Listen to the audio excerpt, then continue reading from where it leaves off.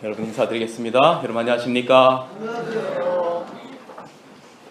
오늘 저는 희년의 양강나팔이라고 하는 제목으로 말씀을 드리겠습니다. 하나님의 말씀 여호수아 6장 3절로 5절의 말씀을 보겠습니다. 여호수아 6장 3절로 5절입니다.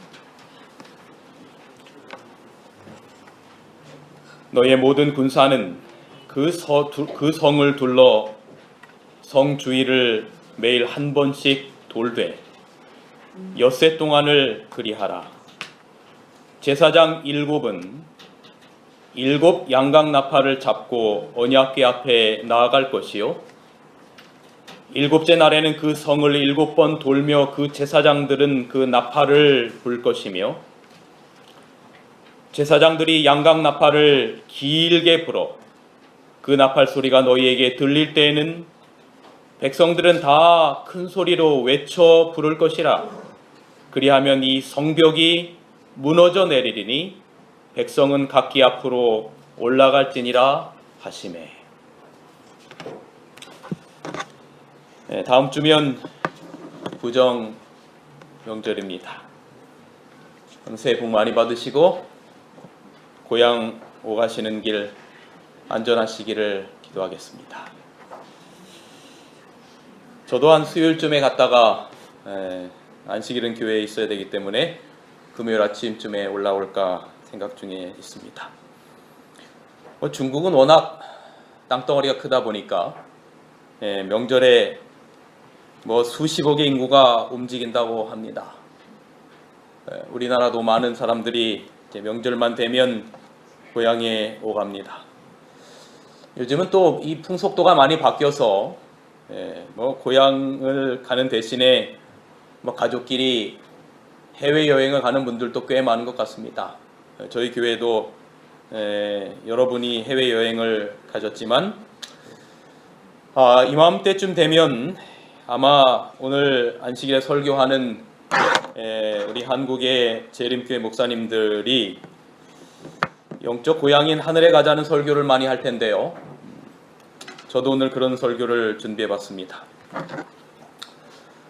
얼마 전에 한 다큐를 보다가 연어의 이 회귀하는 장면을 보았는데 이미 여러분들이 다 아는 이야기고 또 익숙한 내용이지만 정말 참 신비했습니다.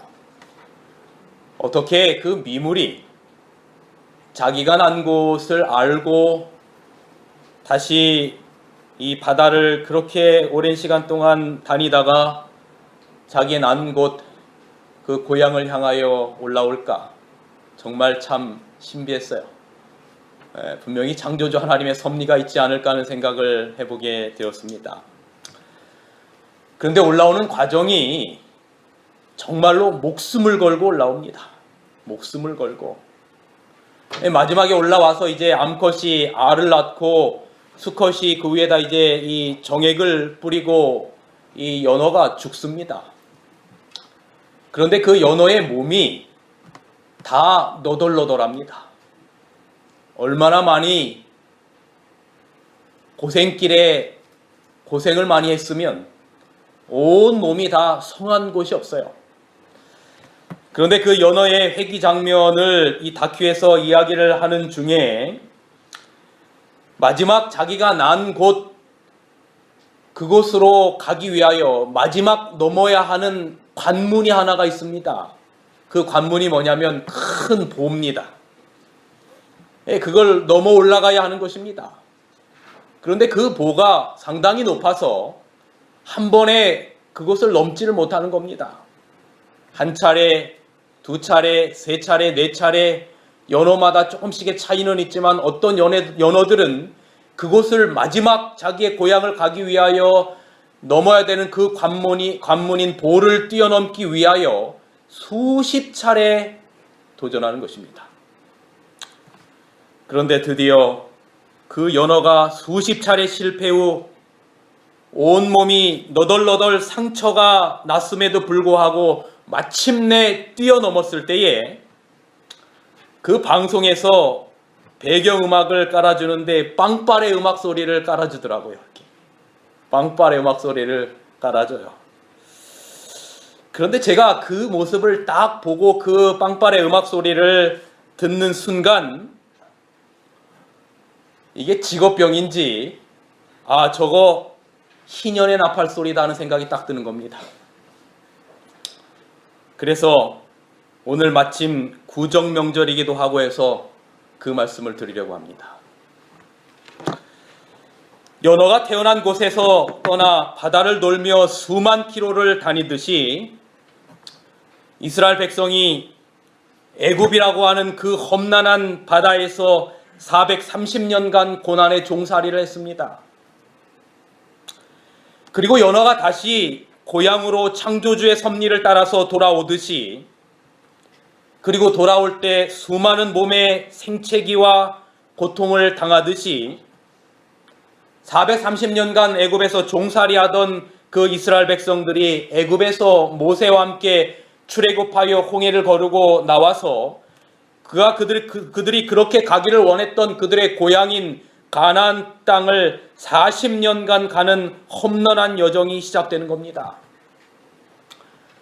그 40년의 험난한 여정 출애굽의 역사를 마치고 마침내 난 곳으로 회귀한 연어가 마지막 보를 뛰어넘어야만이, 그 관문을 뛰어넘어야만이 자기의 태어난 그 고향으로 돌아가듯이 이스라엘 백성들이 자기의 난바, 자기의 돌아갈 적과 꿀이 흐르는 땅에 가기 전에 마지막 관문 하나가 있었는데, 마지막 보 하나가 있었는데 그것이 바로 여리고 성이었습니다.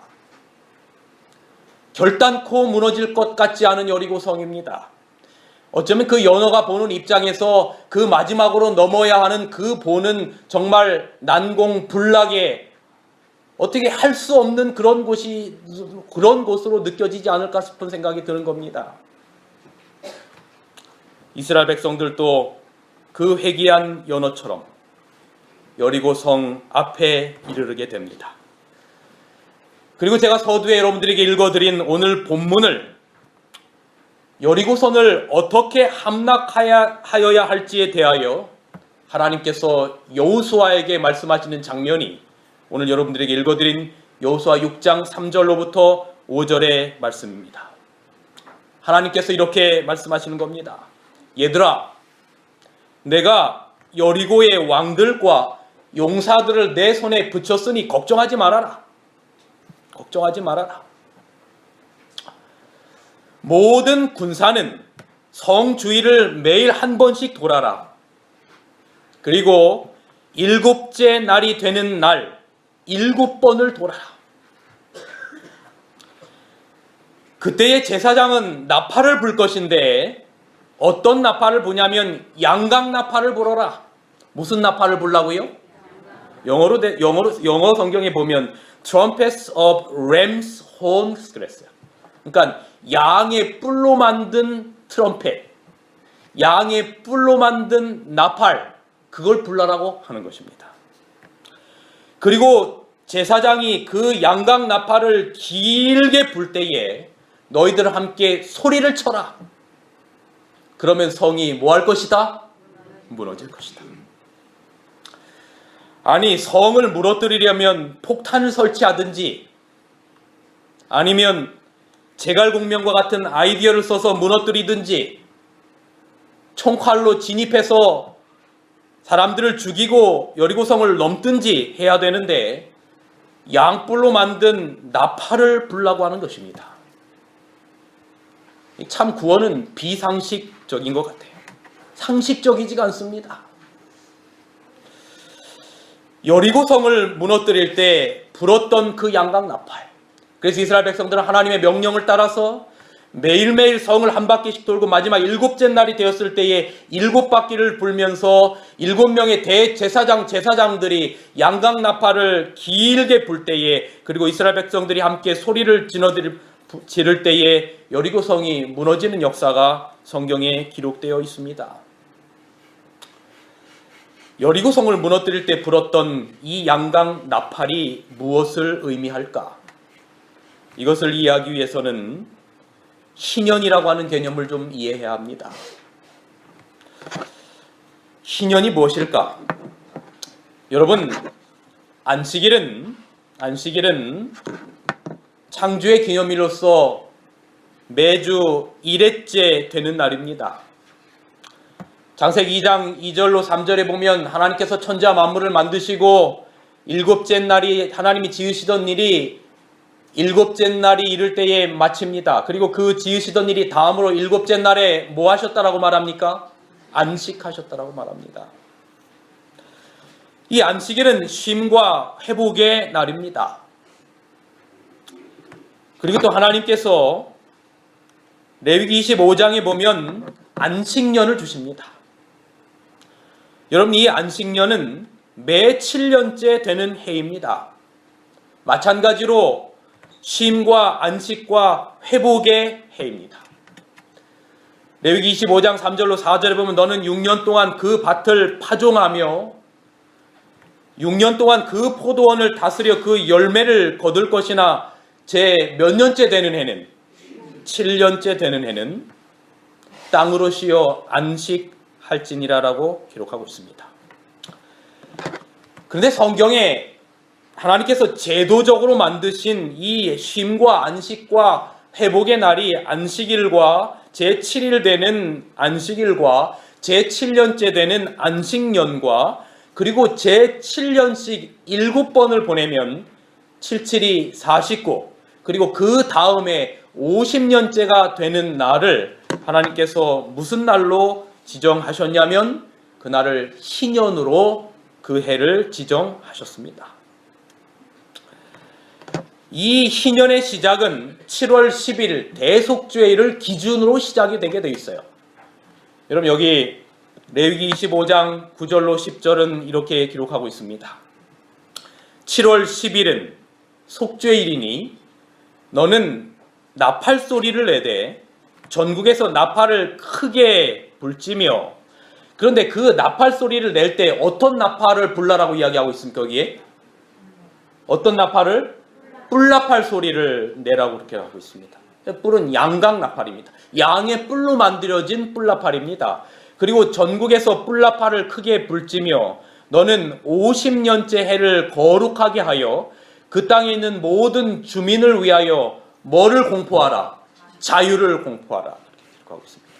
그러니까 이 안식일과 안식년과 희년의 개념은 전부 다 쉼과 회복과 자유를 의미하고 있는 것입니다. 이 해는 너희의 희년이니 너희는 각각 자기의 속죄소위 곧 소유지로 돌아가며 각각 자기의 가족에게로 돌아가리라 그렇게 기록하고 있습니다. 50년째가 되는 바로 그때에 나팔을 불게 돼 있었어요. 그런데 그 나팔은 양각 나팔을 불도록 돼 있었습니다. 여러분, 대속죄일 7월 10일서부터 시작되는 대속죄일은 해마다 있었습니다. 그런데 보통 때 대속죄일 때 부는 나팔과 50년째 희년을 당하면서 대속죄일에 부는 나팔의 종류가 달랐어요. 보통 때 대속죄일에 부는 나팔은 어떤 나팔이었는가 하면 은나팔을 불었어요. 그런데 이 희년을 알리는 속죄일에 부는 나팔은 양각 나팔, 뿔나팔로 불게 돼 있었습니다. 여기 희년은 한마디로 말하면 회복과 자유함의 의미가 있는 것입니다. 종으로 살았던 가난한 자가 자유인으로 선포되고 가난으로 잃어버렸던 자기의 기업과 또 토지와 가족과 자녀와 헤어졌던 모든 것들을 다시 회복하는 때가 언제였는가 하면 바로 그때가 희년의 때였습니다. 이러면 이스라엘 백성들이 여리고를 함락할 때에 양각 뿔을 불었던 그 개념도 똑같은 의미를 가지고 있습니다. 이제 그들은 아브라함과 이삭과 야곱에게 약속하신 기업에 돌아가야 될 때가 된 것입니다. 애굽에서 430년간 종살이를 청산하고 이제 하나님께서 준비하신 젖과 꿀이 흐르는 땅으로 돌아가면서 자유를 누리고 쉼을 누리고 안식을 누려야 될 때가 된 것입니다. 마치 연어가 바다에 수만 킬로를 돌고 마침내 이제 자기의 난 곳으로 가기 전에 마지막 보를 넘어야 되듯이 하나님께서 이스라엘 백성들에게 430년의 종살이를 끝나고 그들이 왔던 가나안 땅으로 돌아가기 전에 마지막으로 넘어야 될 바로 그 보가 바로 여리고 성이었습니다. 그리고 그 여리고 성을 넘게 될 때에 하나님께서는 양강나팔을 불면서 너희는 이제 더 이상 종이 아니고 자유인이라고 하는 의미로 희년에 불었던 바로 그 뿔나팔을, 보통 때 불었던 은나팔이 아니라 뿔나팔을 불도록 하나님께서 역사하셨던 것입니다. 그래서 그 양강나팔의 뿔나팔의 의미는 이제 너희는 자유인이며 너희의 모든 토지와 너희의 자녀들은 이제 가족에게로 돌아가고 원래의 주인에게로 돌아가라라고 하는 그런 의미를 담고 있습니다. 특별히 여기 희년의 의미의 마지막 부분에 보면 너희는 각각의 소유지로 돌아가고 각각 자기의 가족에게로 돌아가라고 기록하고 있습니다. 여러분, 이스라엘 백성들이 매 7년째 되는 해, 즉 그 안식년을 이르게 되면 종되었던 사람들이 모두 자유를 얻어서 자기의 가족에게로 돌아갑니다. 그런데 가족에게로 돌아가기를 싫어하는 경우들이 간혹 있어요. 어떤 경우가 있냐면, 예를 들어서 어떤 한 총각이, 젊은 남자가 뭐 여러 가지 이유로 인해서 이제 종으로 팔려나가게 되었습니다. 그런데 이제 종살이를 아주 열심히 하다가 그 주인이 볼 때, 야, 이 총각이 정말로 열심히 일하는구나. 그래서 이 총각을 주인이 중매를 서서 결혼을 시키게 되게 될 경우에, 그래서 이제 그렇게 결혼을 해서 자녀를 낳게 돼서 그들이 이제 살아가게 되면, 여러분, 이 종은 그 주인이 준 아내와 그 사이에서 난 자녀는 누구에게 속해지게 되냐면 종에게 속해지게 됩니다. 그래서 출애굽기 21장에 보면 이제 그렇게 종으로 살다가 드디어 제7년째가 이르러서 안식년이 되게 되면 종이 되었던 그 남자는 자유인이 될 수가 있었어요. 그런데 문제는 무엇이 문제인가 하면 주인이 아내로 주었던 그 아내나 그 사이에 낳았던 자녀는 안식년이 돼도 그 소유가 누구에게 있었는가 하면 주인에게 있었기 때문에 그 남자와 함께 자기의 남편과 아버지와 함께 자유의 몸을 누릴 수가 없었습니다. 이렇게 될 때에 안식년이 되는 그 해가 이르게 되면 이 종은 선택을 해야 됐어요. 무슨 선택을 하게 되냐면 주인이 준 그 아내와 그 사이에서 난 그 자녀를 버리고 포기하고 혼자 나가서 종이 되든지, 아니면 자기도 영원히 그 주인에게 속해 돼서 영원히 자기의 아내와 자녀를 선택하게 되면 영원히 종이 되든지 둘 중에 하나를 선택해야만 했습니다. 여러분, 그렇게 선택하게 될 때에 많은 종들이 깊은 고심의 밤을 보내는 거예요. 드디어 내일이면 내가 자유하는 날이 되게 되는 겁니다. 얼마나 그리던 자유인가. 여러분, 자유라고 하는 것이, 우리는 자유 대한민국에 태어나서 자유라고 하는 것이 얼마나 소중한지를 사실은 잘 모르고 살지요. 왜냐하면 너무 우리에게 익숙한 것은 그것이 귀한지를 몰라요. 마치 우리가 매일매일 그냥 자연스럽게 마시는 물 한 모금, 그 다음에 자연스럽게 숨쉬는 공기가 얼마나 귀중한지를 우리가 황사 낀 날이면 조금 이해가 되지 않습니까? 잘 몰라요. 마찬가지로 우리가 원하는 곳은 어디든지 갈 수 있고 이런 자유 대한민국에 태어난 이상 우리는 그 자유의 소중함과 그 그리움을 잘 몰라요. 그런데 우리와 가장 가까이 있는 북한만 보더라도, 어제 이제 우리나라의 동계올림픽이 시작되면서 남북한이 같이 이제 입장했다고 하면 인터넷에서 쭉 보니까 그런 모습들이 아주 감격스럽게 거기에 나와 있는 모습들을 보게 되는데, 이 북한 사람들이 자유를 찾아서 남한 땅을 밟을 때 마치 제가 서두에 연어 얘기를 드렸지만 정말 목숨을 걸고 자유를 찾아서 남한 땅에 오는 모습들을 우리가 많이 들어서 알고 있지 않습니까? 그렇게 자유가 귀중한 거예요. 그러니까 이 종으로 팔렸던 이 남자가 드디어 내일이면 자유하게 되는 날이에요. 그런데 고민하게 되는 겁니다. 내가 그렇게 그리던 자유를 선택할 것인가? 아니면 내 사랑하는 아내와 내 사랑하는 이 자녀를 택할 것인가? 이 둘 중에서 고민을 해야 되는 겁니다. 아내와 자식들은 감히 아빠나 남편에게 물어볼 수가 없어요. 여보, 뭐 선택할 거야? 그렇게 물어보면 그렇게 남편이 그리워하던 자유를 선택하는데 혹시 자기가 방해가 될까봐 묻지 못하는 겁니다. 드디어 그 다음날 새벽이 되는 겁니다. 그 안디가 자욱한 그날 동이 트기 전에 이 주인은 드디어 그 종을 부릅니다. 그리고 그 종이 주인 앞에 서게 돼요. 잘 잤는가? 너무 급하게 퇴근하면 빨리 결정하라고 퇴근하는 것처럼 느껴질까봐 천천히 말합니다. 그래, 자네는 무엇을 택하겠는가? 자유를 택해서 자유의 몸이 되어서 나갈 것이나 아니면 당신의 아내와 자네의 아내와 자식을 위하여 영원히 종이 되는 길을 선택할 것인가? 결정해야만 되는 때가 바로 그때인 것입니다. 이 무거운 마음으로 드디어 무거운 입술을 떼는 이 종은 그동안 주인님의 사랑과 모든 것에 감사를 드립니다. 내가 자유를 그렇게 그리고 그렇게 애원했던 자유지만 그러나 내 사랑하는 아내와 내 사랑하는 자식을 내가 포기할 수가 없습니다. 그래서 저는 자유 대신에 영원히 종이 되는 길을 택하더라도 내 아내와 내 자식을 택하겠습니다. 그래서 영원히 종이 되기로 결심하는 겁니다. 그런데 이때에 영원히 종이 되기로 결심하면 출애굽기 21장에 무슨 이야기가 있냐면 그 종은 주인 앞으로 가서 송곳으로 귀에다가 구멍을 뚫어야 합니다. 그건 영원히 종이 되는 표를 뜨는 겁니다. 이제는 더 이상 아니라고 하는 말을 할 수 없는 절대로 주인에게 복종해야만 되는 바로 영원히 종의 길을 가겠다라고 하는 선언이 바로 그렇게 해서 이루어지게 된 것입니다. 그런데 이렇게 안식년의 시간이 7번이 지나고 49년이 되고 마침내 50년째 희년이 되게 되면 영원히 종의 선언을 받고 종이 되기로 선택한 그런 종들도 자유를 누리는 때가 있었는데 그때가 언제였냐면 희년이 되었습니다.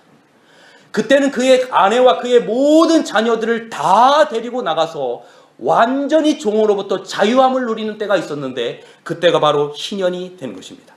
그래서 레위기 25장 41절에 보면 이렇게 기록합니다. 그때에는 그와 그의 아내와 그의 자녀가 함께 내게서 떠나 그랬어요.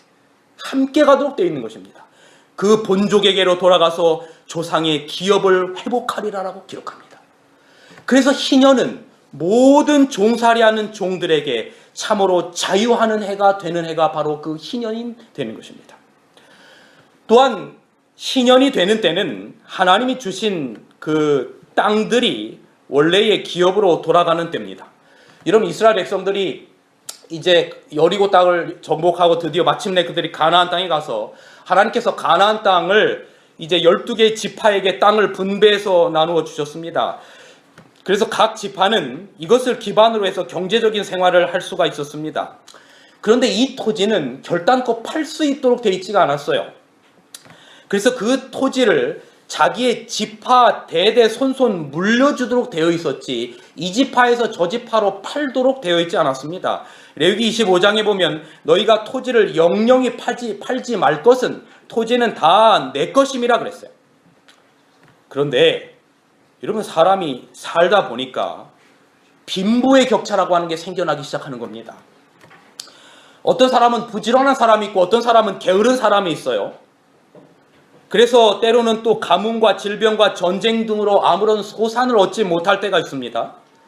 이러한 사람들은 자기가 가지고 있는 논과 밭을 팔거나 혹은 자기의 몸을 팔아서 종이 되어야 했어요. 또 이스라엘의 법 가운데 어떤 법이 있었냐면 도둑질 하다가 들킨 경우에 훔친 물건의 4배를 갚아야 했는데 갚을 돈이 없는 경우에 자기의 몸을 팔아서 종으로 전락해서 그것을 갚도록 그렇게 되어 있었습니다. 때때로 하나님께서 후손이 없이 죽은 경우에는 가까운 친척이 그것들을 이어받도록 하셨는데 성경에는 그것을 기업 물을 자라라고 하는 표현으로 기록되어 있습니다. 그런데 그런 사람조차도 없으면 그 사람은 밭이나 몸도 팔아야 했습니다. 그래서 종의 길로 전락하는 겁니다.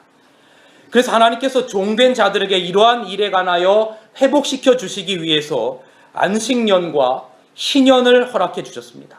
사람뿐만 아니라 토지도 안식년이 되고 희년이 되면 쉬게 되었고, 희년이 되게 되었을 때 원래의 지파에게로 돌아가도록 하나님께서 그렇게 허락하신 거죠.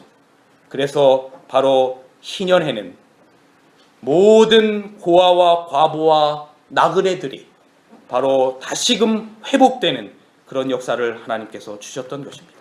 그래서 안식년과 희년은 가난한 사람들을 위해서 하나님께서 정해주신 제도였고, 이것은 전적으로 하나님의 은혜였던 것입니다.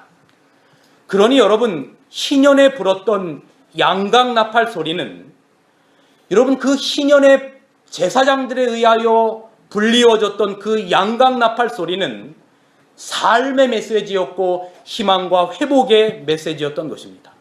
그 소리와 함께 그 지긋지긋했던 고난과 종의 모든 고통으로부터 해방되었던 소리가 바로 그 양강나팔 소리였던 것입니다.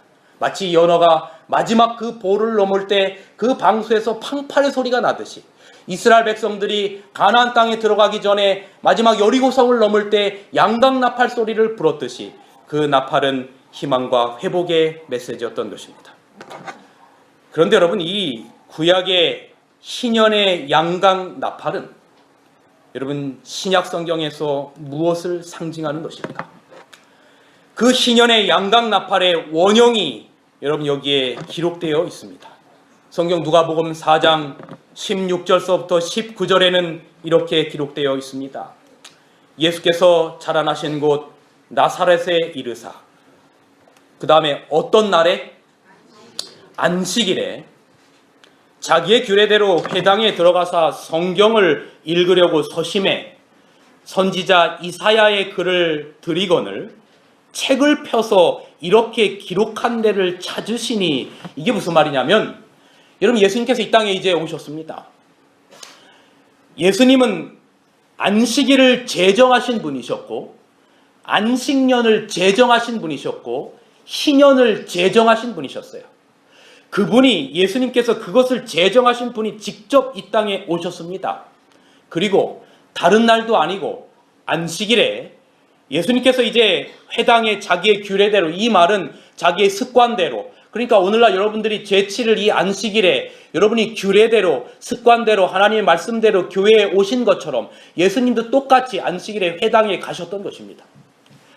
근데 오늘날은 우리가 성경이 창세기로부터 요한계시록까지 이렇게 다 묶여 있지만, 예수님 당시에는 신약 성경이라고 하는 건 아직 존재하지 않았을 때고 구약 성경만 존재했었는데, 성경들이 다 두루마리로 책별로 따로따로 있었습니다. 어떤 창세기면 창세기, 출애굽기면 출애굽기, 레위기면 레위기, 그다음에 이사야서면 이사야, 전부 다 이렇게 두루마리 성경으로 이렇게 되어 있을 때에 그 회당에 예수님께서 성경을 읽으려고 딱 서셨는데, 선지자 이사야서의 두루마리를 예수님에게 제사장이 드렸는지 누가 드렸는지 드린 것입니다.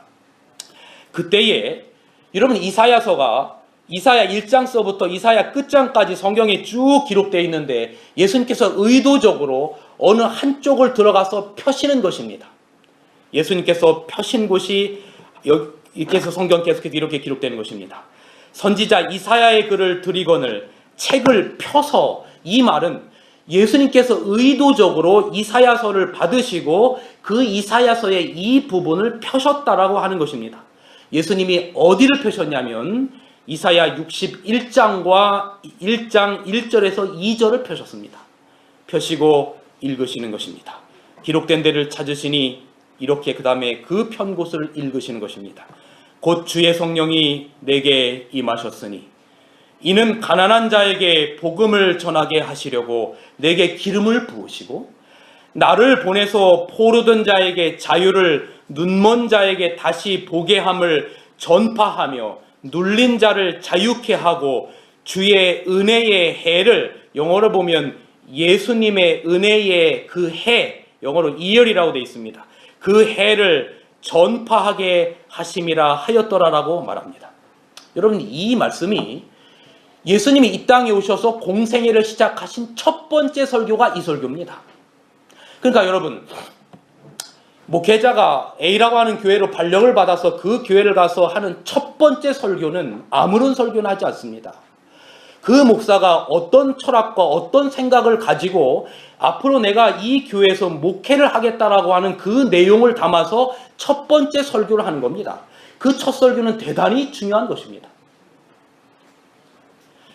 그러니 여러분, 예수님께서 이 땅에 오셔서 공생애를 하시면서 하셨던 첫 번째 설교는 예수님이 이 땅에 오셔서 하시고자 하는 모든 사역에 가장 엑기스가 담긴 설교가 첫 번째 설교입니다.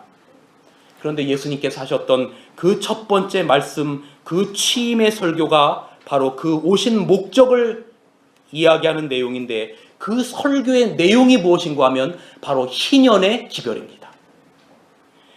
말씀드린 것처럼 예수님께서 일부러 찾아서 읽은 이 이사야서의 기별이 여러분이 가진 성경 이사야 61장 1절로 2절에 기록된 내용입니다. 그 말씀은 이사야 선지자가 가난한 자들과 소외된 자들과 억눌린 자들이 바벨론의 포로로부터 해방되는 바로 그 희년의 기별이었습니다. 그럼 여기 이 부분이 이제 신약성경 예수님께서 읽으신 부분이고요. 예수님께서 읽으신 부분이 정확하게 어디에 기록되어 있냐면 이사야 62장 1절로 2절에 기록되어 있어요. 근데 여러분, 이게 글로 하나하나 보면 보세요. 이사야의 글을 드리건을 책을 펴서 이렇게 기록한 데를 찾으시니 지금 여기서부터 이렇게 기록됐다라고 하는 겁니다. 그러면서 주님이 읽은 게 주의 성령이 내게 임하셨으니라고 하는 부분을 읽은 거예요. 그런데 예수님이 보시고 읽은 그 부분을 우리가 성경을 가서 찾아보면 그 내용은 아주 똑같이 일맥상통하는데 그 글자는 다릅니다. 여기 보세요. 누가는 뭐라고 기록했냐면 주의 성령이 내게 임하셨으니라고 기록하고, 예수님이 직접 읽은 부분 이사야 61장으로 가면 뭐라고 기록하고 있냐면 주 여호와의 신이 내게 임하셨으니 이는 여호와께서 내게 기름을 부으사 가난한 자에게 아름다운 소식을 전하게 하려 하심이라. 나를 보내사 마음이 상한 자를 고치시며 포로된 자에게 자유를, 요 같은 내용입니다. 갇힌 자에게 노임을 전파하고 여호와의 은혜에 똑같습니다. 해와 우리 하나님의 신원의 날을 전파하며 모든 슬픈 자를 위로하되, 이렇게 기록하고 있어요. 글자가 똑같지 않은 이유는 무엇인가 하면 누가복음이라고 하는 책을 기록할 때 예수님의 말을 한자 한자 받아 적은 게 아닙니다. 이걸 우리는 축자영감이라고 말해요. 성경은 축자영감이 아니에요. 성경은 사상영감입니다. 왜냐하면 누가복음이라고 하는 것은 예수님이 하늘로 승천하시고 난 지도 한참 후에 기록된 겁니다. 그러니 누가가 그 당시에 예수님께서 하셨던 말씀을 하늘로 승천하신 지 한참 후에 기록했기 때문에 어떤 내용들을 말씀하셨다라고 하는 걸 성령의 영감 가운데 기록했기 때문에 그 사상적인 내용은 같지만 글자는 똑같지가 않은 것입니다. 그러나 어쨌든 예수님이 읽었었던 것은 바로 누가복음 61장 1절로 2절의 기별을 읽었습니다. 그 읽은 기별이 무슨 기별이라고요? 희년의 기별입니다. 회복의 기별이고 자유의 기별이고 모든 포로와 종되었던 신분에서, 갇혔던 신분에서 다시금 회복되었다라고 하는 겁니다. 그럼 예수님께서 들으셨던 말씀은 뭐냐면, 얘들아, 너희들이 내가 안식일을 제정하고 안식년을 제정하고 희년을 제정한 그 여호와 내가 이 땅에 직접 왔다. 이제는 내가 이 땅에 와서 너희에게, 포로된 자에게 자유를, 모든 갇힌 자에게 희망을 주는 복음을 너희들에게 전할 것이고, 너희는 이제 죄의 종되었던 곳에서 벗어나서 영원한 자유의 하나님의 아들과 땅 백성으로 살 수 있는 그 은혜의 해가 바로 이제 너희 앞에 이르렀다라고 하는 것을 선포하신 것입니다. 그러므로 여러분, 희년의 부는 양의 뿔로 만든 양강 나팔은, 바로 이 양강 나팔은 신약적인 의미로는 세상죄를 지고 가는 하나님의 어린 양을 의미하는 것입니다. 양에게 뭐가 있는 것입니까? 뿔이 있듯이 마치 예수님께서 이 땅에 오셔서 그 양강나팔로 희년의 기별을 전해라고 하셨던 그 의미는 바로 어린 양 되신 예수님께서 예수 그리스도의 권세, 그 뿔로 만들어진 십자가의 복음을 통해서 이제 너희가 자유함을, 영원한 죽음에서 생명을 얻을 수 있는 그러한 자가 되었다라고 주님께서 선포하시는 것입니다. 여러분, 이것이 바로 히브리서 2장 14절 15절에 이렇게 기록되어 있어요. 예수님도 또한 한 모양으로 혈육에 속하심은, 예수님 이 땅에 오심은 사망으로 말미암아 사망의 세력을 잡은 자, 곧 마귀를 없이 하시며 또 죽기를 무서워함으로 일생에 매여 뭐하는 자를, 종로로 타는 자를, 죽음의 종로로 타는 모든 자를 놓아주려 하심이라고 말하는 것입니다. 이게 바로 희년의 기별인 것이죠.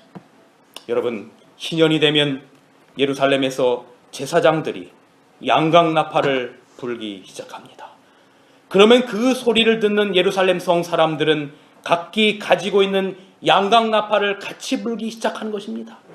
그래서 그 양강나팔이 예루살렘 성에 가득히 퍼집니다. 그리고 그 양강나팔 소리가 이웃 마을로 퍼지면서 온 유다와 팔레스타인 전 지역에 양강나팔 소리로 가득해지면 이제는 더 이상 종과 상전의 개념이 없는 자유로운 사회가 시작되는 것입니다. 종들은 해방되어서 고향으로 돌아옵니다. 가난 때문에 조상에게로부터 물려받았던 땅을 팔았던 사람들도 자기의 기업으로 돌아옵니다. 사회적으로 큰 변동이 일어나는 것입니다. 마찬가지로 예수 그리스도의 복음의 나팔 소리가 예루살렘으로부터 들려오기 시작하였습니다.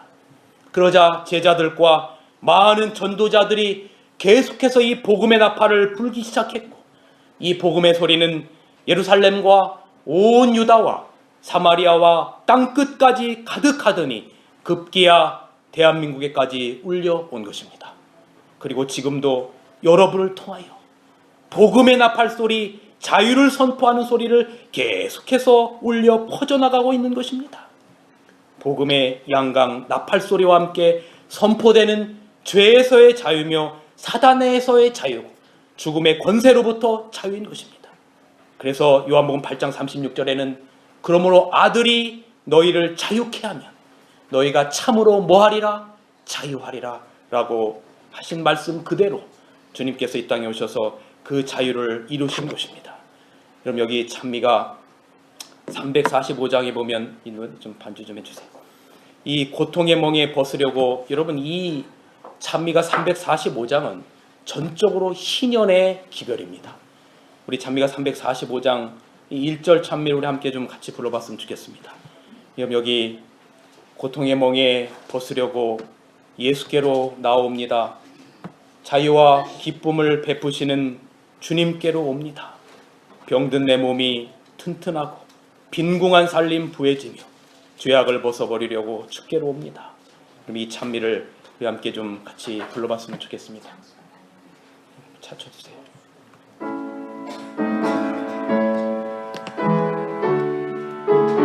여러분, 이 희년의 나팔 소리 함께 생각하시면서 이 찬미를 함께 우리 같이 불러보겠습니다. 고통의 멍에 벗으려고, 고통의 멍에 벗으려고 예수께로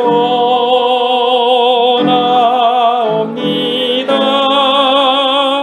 자유와 기쁨 베푸시는 주께로 옵니다. 병든 내 몸이 튼튼하고 병든 내 몸이 튼튼하고 빈궁한 살림 부해지며 죄악을 벗어버리려고 주께로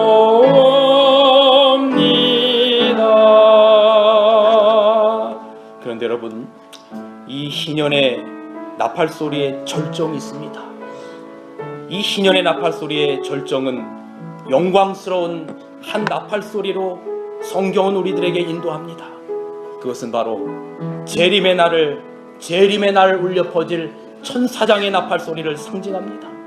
주께서 호령과 천사장의 소리와 하나님의 나팔로 친히 하늘을 쫓아 강림하시리니 그리스도 안에서 죽은 자들이 먼저 일어나고. 사랑하는 성도 여러분, 예수님께서 이 땅에 오실 때 대속죄일이 끝나고 우리에게 하늘의 영원한 분깃을 나눠주시기 위하여, 헤어졌던 가족들을 만나게 하기 위하여 우리의 구속주 예수님께서 오시는데, 그때에 천사장의 나팔소리와 함께 이 땅에 오실 것입니다.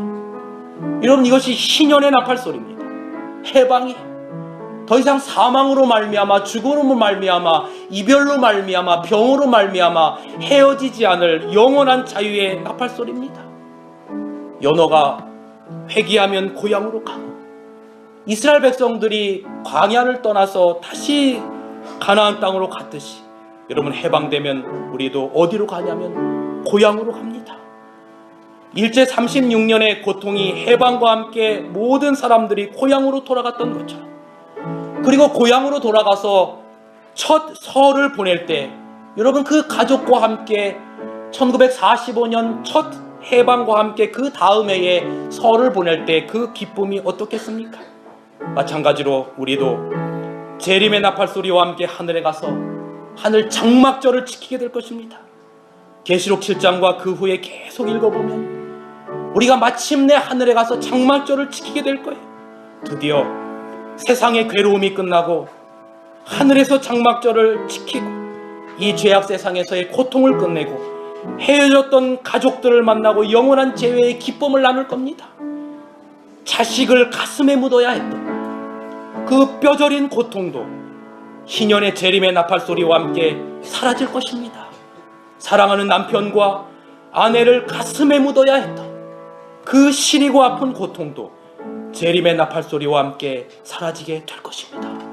여러분, 잠깐 후 우리 주님께서 천사장의 호령의 나팔소리와 함께 친히 하늘을 쫓아 강림하실 것입니다. 그리스도 안에서 죽었던 우리 가족들을 함께 만나고 살아남은 자도 공중에 올라가서 영원한 주님과 함께 새 첫날, 이제는 달력이 완전히 바뀌게 되는, 하늘 달력으로 바뀌게 되는 그 새 첫날을 우리가 하늘에서 주님과 함께 만나게 될 것입니다.